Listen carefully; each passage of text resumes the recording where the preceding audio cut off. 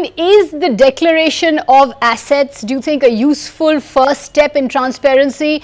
Or is it in fact simply a token gesture, because after all no candidate has ever been proceeded against by the income tax for misleading the public on declared assets? Sagarika, the citizen of course is entitled to get this information as a sovereign from the people who want to be their candidates and their representatives. But it also has become a token gesture because of three reasons. The first is the whole problem that people think that it's a panacea and it's not. It simply is a first step, as I said. The second is, in this country, unfortunately, if somebody actually discloses wealth, we seem to think it's a sinful thing. The whole old socialist mindset still continues, and somehow people are somewhat averse to disclosing wealth. The third is, unfortunately, there's no mechanism to really distinguish between the genuine wealth and the wealth that is concealed. So much so, honest wealth is sometimes reviled, and the people who conceal wealth disclose nothing, though everybody knows that they have a lot of benami assets. And therefore, to go by these declarations and then determining the guilt or the otherwise of the politicians or their integrity, it will be somewhat unfair. And as Mr.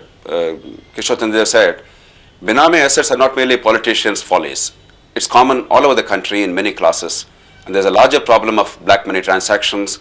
You want to buy a property in this country, very often but Mr. Jayaprakash, the seller will not take money. But shouldn't there be a stronger deterrent against the accumulation of disproportionate assets? I mean, just declaring in a declaration, in an affidavit, is clearly not a strong enough deterrent.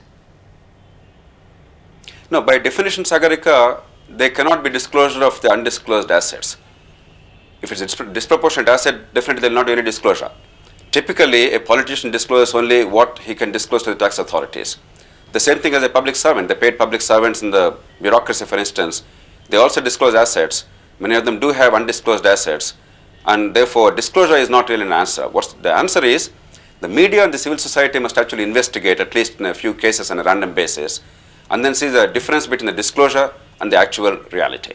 And of course, we must have very strong laws, like Jammu and Kashmir recently enacted a law by which undisclosed assets, if they really do possess, they'll be confiscated apart from prison term, etc. India requires a law like that, which is properly enforced.